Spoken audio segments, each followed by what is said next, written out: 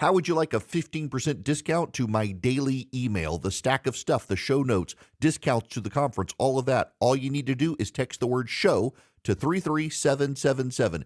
You'll get the annual subscription with a 15% discount to my daily email. You'll get the stack of stuff, the links to the show notes, discounts to the conference, and so much more. All you have to do is text the word show, SHOW, to 33777. Text show to 33777.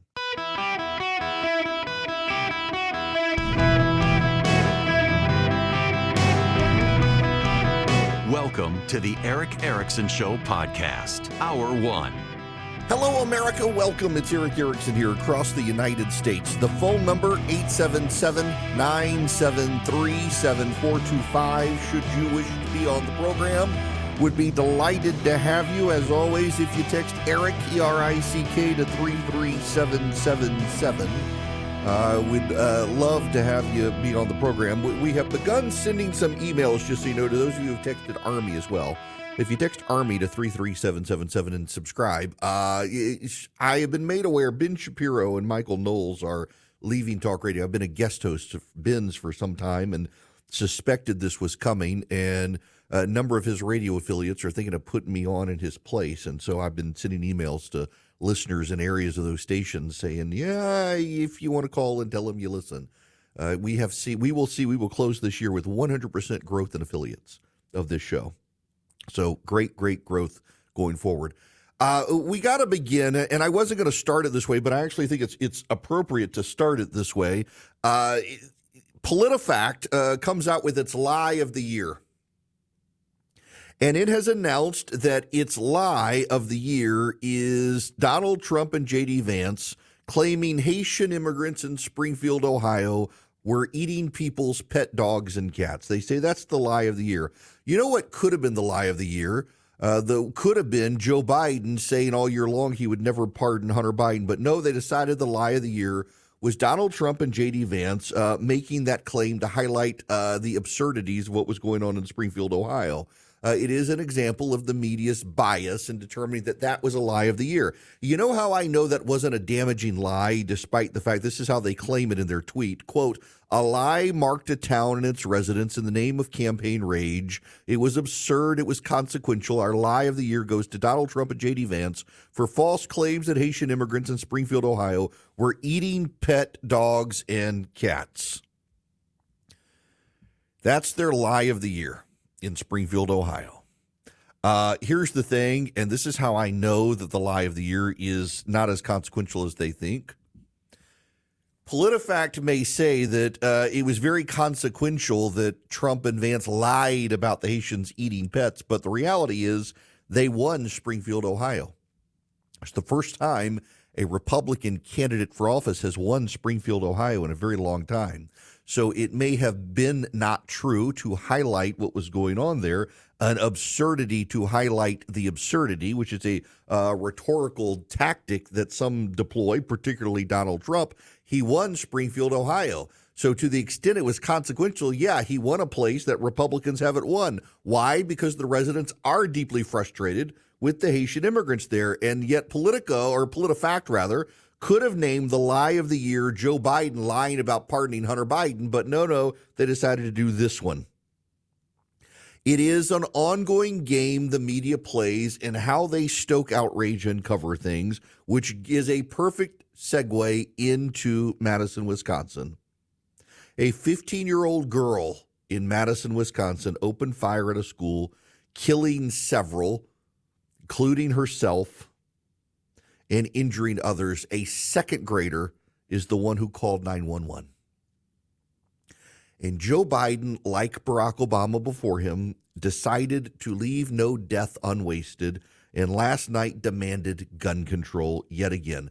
What I find very notable about this is that Joe Biden did not come out for gun control after an assassin attempted to kill Donald Trump. And Joe Biden did not come out for gun control after an assassin killed United Health CEO Brian Thompson. But kill a few kids, and by God, the Democrats will never let the death of a child go to waste. Democrats seem to love dead children, either through abortion or gun violence, because they don't like to let crises go to waste. Yes, You heard me right. Democrats love it when kids die so they can use the crisis for their agenda. Barack Obama started it after Newtown, and he rushed out after Newtown and demanded gun control, took what could have been a day of mourning for the families and turned it into an immediately divisive event, trying to divide Americans and isolate and ostracize people who oppose gun control. Instead of allowing people to meditate on the tragedy, if anything, Barack Obama, after Newtown, made it impossible for people to have rational conversations about gun control because he immediately made it divisive, which is what Joe Biden has done. Anytime a kid dies in this country, the Democrats either rush to take credit for killing the kid in abortion or they rush to enact some policy that they say would prevent it from happening. How would you prevent this from happening? This is a tragedy. This 15-year-old girl took her parents' handgun. No one's asking for a ban on handguns. No Democrat has come out and said handguns should be banned. So she takes a handgun that belongs to her father and kills people at the local high school. Democrats, please tell me what law would stop this. A 15-year-old isn't allowed a gun in this country anyway.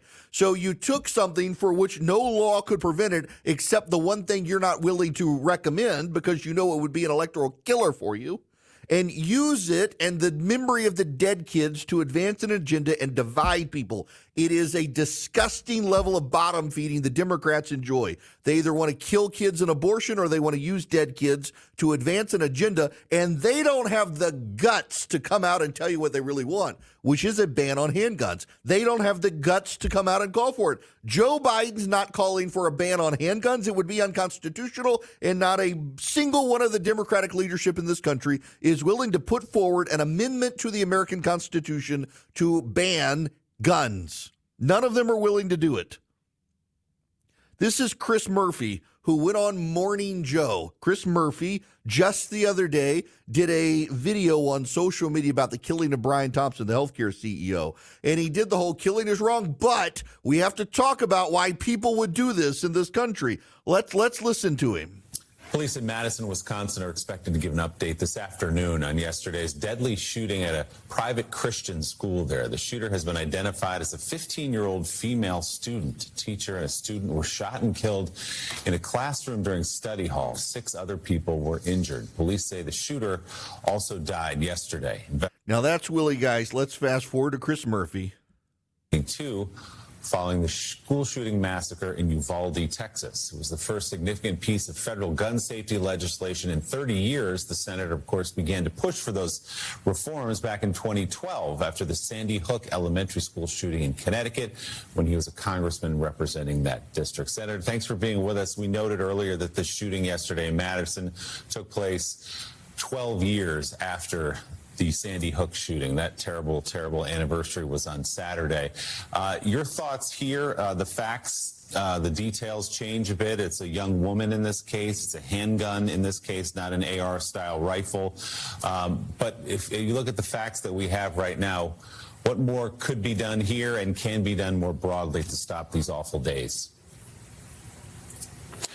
Yeah, obviously, this is an awful time of year in Connecticut. Those families in Newtown are reliving that horror as we speak. Those empty seats at the holiday table are just devastating. And the holiday table. When I think about these school shootings, I think much more broadly than the number of people who are shot or killed. The reality is that our kids who are exposed to this violence, the kids who fear for their life when they walk to school in dangerous neighborhoods like the one that I live close to in Hartford, Connecticut, the kids who have gone through an active shooter incident like this one in Wisconsin, their lives are changed forever. I mean, we're losing a generation of kids because literally your brain chemistry changes when you are exposed to that level of violence.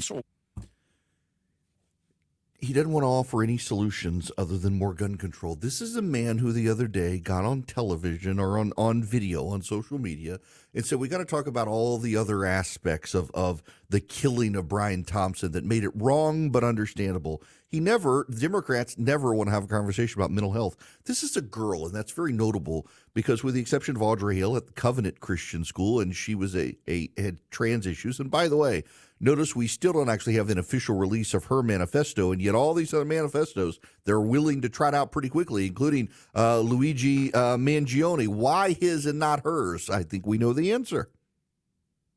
It's very notable that it's a girl, and based on initial reports, and I'm going to dance around this a little bit because nothing's been confirmed, but it does seem to be there. She had a very troubled family life, very, very troubled, fantasized about other mass killers, wanted to commit suicide, and decided in the process she'd take other people out with her. She got her parents' handgun.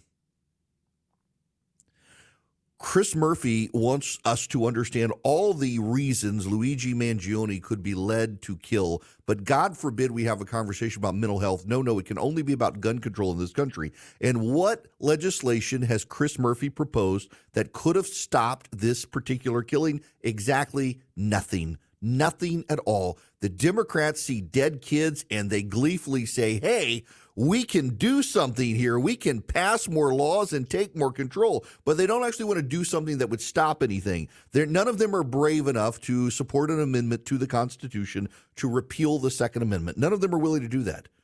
They want to pass an assault weapons ban, which would not have stopped this handgun from being used. They're gleeful about it, and that's the most depraved thing. They justify Luigi Mangione. They justify even the attempted assassination of Donald Trump, and now they see this. They're like, hey, let's take advantage of this to pass our agenda. Not a single one of them cared about gun control when Brian Thompson was killed or Donald Trump was nearly killed. But here, hey, let's do gun control. It is very interesting, isn't it? People the Democrats don't like get killed. They're really quiet about gun control. The moment kids get killed, hey, let's take everybody's guns away, except we don't want to say that publicly. It's ghoulish. Yeah, Chris Murphy is absolutely right. This is the anniversary of Newtown, Connecticut. It's not holiday parties, Senators. Christmas parties around Connecticut and Hanukkah parties. You can say Christmas and Hanukkah. You're allowed. And there are children who will not be there. And now there are family members in Madison, Wisconsin who will not be around the Christmas table. And I guarantee you there are presents wrapped under trees for those people who are now dead. And I find it ghoulish and depraved that the Democrats rush every time something like this happens to immediately on the day of, while the blood is not even dried on the sidewalk, to demand that we do gun control. Can't let people mourn, immediately must start a political fight. They believe that starting the political fight immediately over this is because the Republicans never want to start the political fight. And so guess what? We never do have a political conversation about what's going on. Because if we did, we would have to have a conversation about mental health in this country instead of guns, because there's not a law that any Democrat is supporting that would have curtailed what happened in Madison, Wisconsin yesterday, or frankly, what happened in Newtown, given the facts of that situation and the shooter. They're horrible, horrible tragedies. Can the nation not mourn without Democrats immediately politicizing them? Apparently not. It's a ghoulish sickness on the Democratic Party side that everything must be politicized immediately. Even the death of the Brian Thompson, the United Healthcare CEO, his family wasn't even allowed time to mourn before Democrats wanted to go out and vilify him. I should have died, but what a horrible monster in charge of an insurance company. They never even let the family have a chance to mourn. They never let the families in Newtown have a chance to mourn. They never let the families at Parkland have a chance to mourn. They never let the families at Uvalde have a chance to mourn. They never let the families in Madison, Wisconsin have a chance to mourn. And you could say, well, maybe we've got to do something about these school shootings. Show me a law that would stop them. You know, Columbine, which really kicked off the chain of modern school shootings, was done after the assault weapons ban had been passed, and they used shotguns. There is not a law being advanced by Democrats to curb mass shootings in this country that would ban shotguns or handguns, just spooky-looking guns Democrats don't like. And they don't want to actually propose anything because they know they'd be voted out of office. Because the only way to really stop this, if you're not going to deal with the mental health issues and talk some Jesus into these people, which the Democrats certainly don't want to do, is to ban all guns. And the Democrats don't want to do that. So the three things that you actually could do to fix the situation, Democrats don't want to do. They just want a political option. It's like the whole reason they never decided to solve immigration in this country, because they would rather have all the immigrants pour into this country so they can try to get amnesty than actually solve the problem at the border. Democrats never want to solve the problems. They just like to use dead kids as props to advance policy agendas that they think will help them win elections without actually then implementing those policies. Welcome back. It is Eric Erickson. The phone number is 877-973-7425. Should you wish to be on the program, remember, as you are traveling, if you text Eric, E-R-I-C-K, to 33777, you'll be able to get the podcast, the live stream. I will be here Tuesday for the annual Christmas show. We'll re-air it on Wednesday for Christmas. You won't have a guest host on Christmas Eve. I am taking some time off, though. It is that time of year. Remember the gangs, kind of important here, the Venezuelan gangs in Aurora, Colorado. When Donald Trump started calling attention to, and Fox News and others called attention to, the Venezuelan gang in Aurora, Colorado, remember local Democrats said, yeah, it's not really a problem. No, it's not a thing. And Republicans started saying around the country, yeah, actually it is a thing. In fact, I got a friend of mine who works closely with the DEA who says it's a thing in Gwinnett County here in Georgia outside of Atlanta. This Venezuelan gang is very violent. They've spread to other parts of the country. Well, that particular apartment complex in Colorado got a lot of attention on the right, and people on the left were rushing during the election to say, no, it's not real. It's not real. Well, let me play you this from Fox News. It kind of speaks for itself. Okay, Aurora, Colorado now. This is a live look now. The sun is up there in that state, and police have now detained 14 people and reported armed home invasion. That's the same apartment complex where a lot of people were complaining about the armed Venezuelan gang members roaming the halls. Reports indicate that investigators said that several suspects entered the apartment and had two people inside.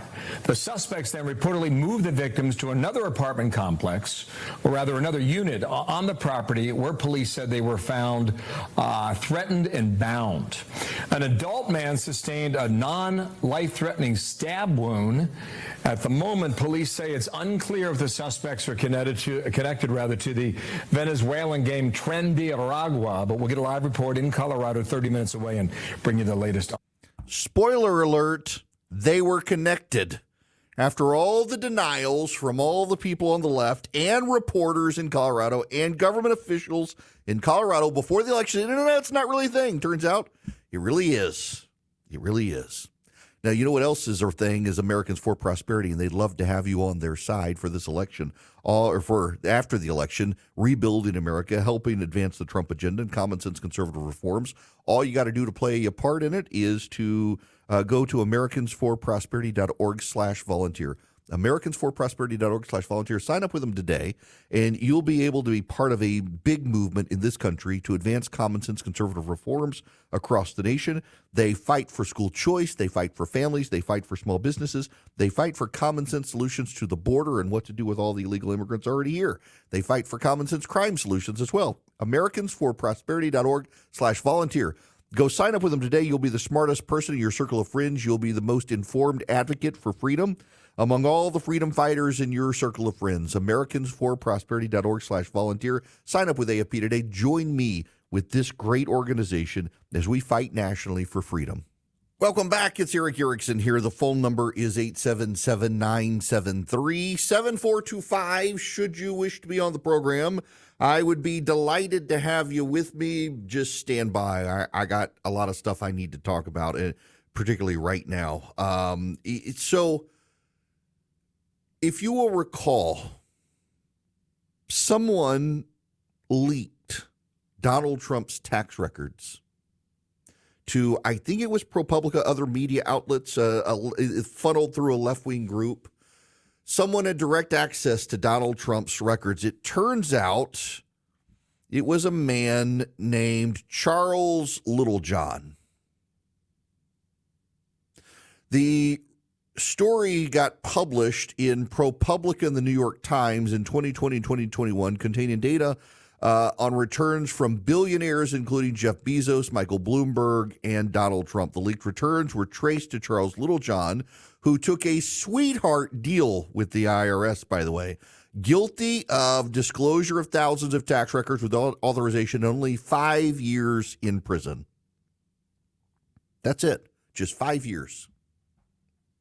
And the media was able to run stories on Donald Trump, who apparently was a primary target, as well as others. So I got home yesterday from the office, had a letter from the IRS. It turns out that Charles Littlejohn stole my tax records too and leaked them to left-wing groups. It wasn't just Donald Trump and Jeff Bezos and Michael Bloomberg. It was little old me as well. My tax returns were clearly not enough to be salacious, although when I started my website, the Resurgent, after I left Red State, a major conservative donor advanced the funds to be able to build the website and became a partner with me in my LLC. And I'm sure it was more to target him than me. The story never went anywhere, but then even as I've grown my radio show and stuff, this guy was leaking my tax returns to left-wing groups. And the media decided to play down the story and play down the significance of what actually happened. And this is why it's so significant, is that the IRS and the Department of Justice decided to go after this guy and only sentenced him to 5 years in prison. Charles Littlejohn is 38 years old, lives in Washington, D.C., worked as an outside contractor for an outside group. This is from the Department of Justice. According to court documents, Littlejohn, while working at the IRS as a government contractor, stole tax return information associated with high-ranking government officials. Littlejohn accessed tax returns associated with a public official A, that would be Donald Trump, on an IRS database after using broad search parameters designed to conceal the true purpose of his queries. He then uploaded the tax returns to a private website in order to avoid IRS protocols established to detect and prevent large downloads or uploads from IRS devices and systems. Littlejohn then saved the tax returns to multiple personal storage devices, including an iPod, before contacting news organization One.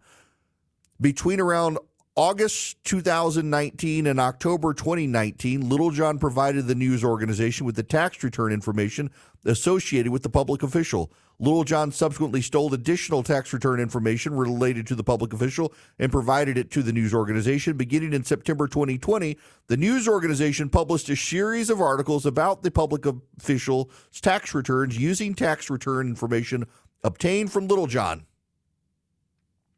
In July and August of 2020, Littlejohn separately stole tax return information for thousands of the nation's wealthiest individuals.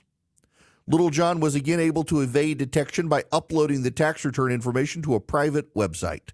In November of 2020, Littlejohn disclosed this tax return information to news organization Two. The first one would be the New York Times, probably the second one ProPublica, which published nearly 50 articles using the stolen data. Littlejohn pleaded guilty. Littlejohn pled guilty, but he could have gone to jail for a much longer sentence. The IRS went easy on him. The IRS cut a deal. And that's probably something that needs to be noted. This is from Reuven Aviona, who writes at Tax Notes. On May 1st of 2024, Charles Littlejohn began serving a 5-year prison sentence for unauthorized disclosure of tax information. As anyone follows the case would know, the public official was Donald Trump, and the news organization was the New York Times and ProPublica, which published tax return information for Elon Musk, Jeff Bezos, and Mark Zuckerberg, among others. Littlejohn performed a public service. A presidential tax return contains highly relevant information to the voting public. As for the super rich, information about how little tax they pay is even more important because it reveals the deep flaws of the income tax system. Under current law, disclosing tax returns is a crime, and he pled guilty. Under sentencing guidelines, his maximum sentence would be 10 years, but the District of Columbia judge sentenced him to 5 years, or 6 times the maximum sentence, on the grounds that others must be deterred from doing the same thing.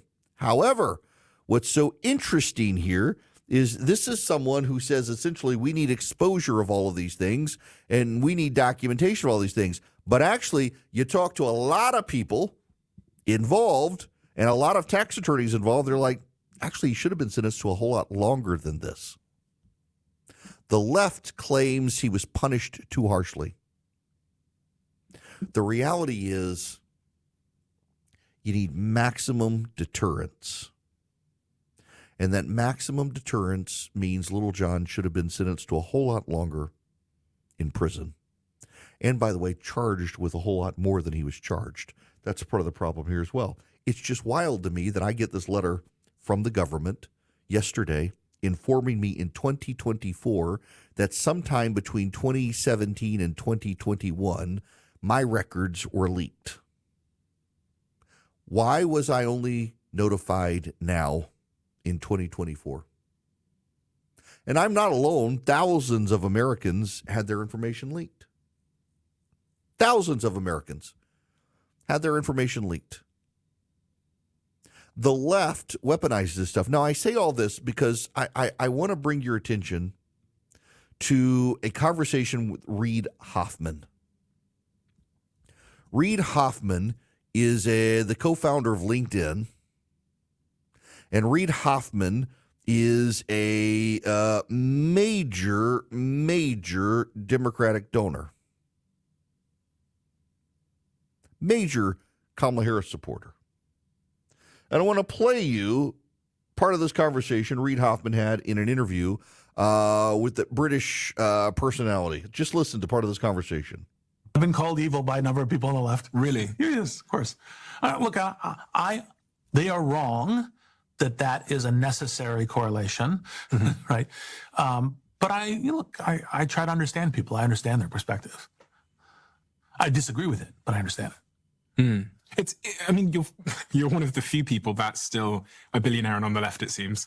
No, I'm not. I actually in the Valley, especially in this election cycle. Well, it's the public-facing people that we see on the podcasts and stuff. And look, so part of the reason why I think less people were public about it this cycle was because, President Trump was threatening, personal and political retaliation. Mm-hmm. And so you had to have a certain degree of courage to stand up. You got that? Donald Trump was threatening personal and political retaliation. The left has weaponized the IRS against its opponents for a long time. And they'll say, well, Richard Nixon started it. Yeah, but you kept it going whether he started it or not. The left targeted Tea Party activists when Barack Obama was president. Remember, what's her name at the IRS, Lois Lerner at the IRS, targeted Tea Party groups, wouldn't give them tax-exempt status, wanted to investigate them. When Bill Clinton was president, coincidentally, every single woman who accused Bill Clinton of sexual assault got audited by the IRS. Remember, they went after Paula Jones, and it's just a coincidence. I had no idea she would be targeted. They did it with Tea Party groups, and we know from the Inspector General at the time that the Democrats targeted them specifically. They've gone after conservative groups repeatedly.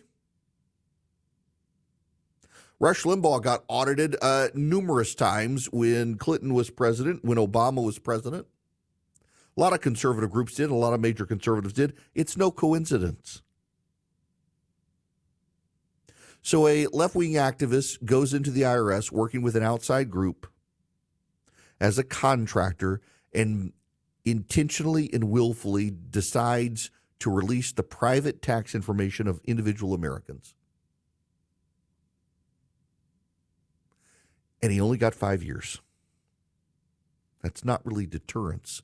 The left is zealous for this cause. The left desires to expose people. The left desires to take on this issue. That's no deterrence. And here's the thing. When you begin to weaponize the IRS to go after your enemies like this, one, your complaints about what the other side might do fall on deaf ears. Two, probably does incentivize the other side doing something similar. And three, destroys trust in the IRS and the tax system of this country. You may not like billionaires paying taxes, but you know what? Those billionaires who don't pay as much in taxes as you, so to speak, percentage-wise, maybe they don't, but they're still paying a lot more in taxes than you and me. Paying a lot more in taxes. And when they don't trust that the system is fair, when they don't trust that the system is secure, they're going to start paying lawyers to find more ways to get around taxes. It undermines the whole system. And the left can't seem to wrap their minds around this. They think these billionaires are going to pay more in taxes. You know what? They're not going to. They're not going to. What they're going to do is they're going to either move to a different country with a different tax system, or they're going to hire their lawyers to shelter more income and find ways around the income tax system. You got to have a tax system that works, and increasingly ours is too complex to work. But beyond the complexity of our system, it's the doubts that the system is being fair to people. And when you have left-wing activists agitating to leak the tax information of those they don't like and weaponize it in friendly left-wing media outlets like the New York Times and ProPublica, you begin to degrade the system and sow distrust in the system. I was a victim of Charles Littlejohn. Donald Trump was a victim of Charles Littlejohn. Multiple other people were victims of Charles Littlejohn. He was heralded as a hero, and he was not severely punished by the government, despite the left-wing activists who don't like our tax system saying he was. No, he should be in jail for a much longer time.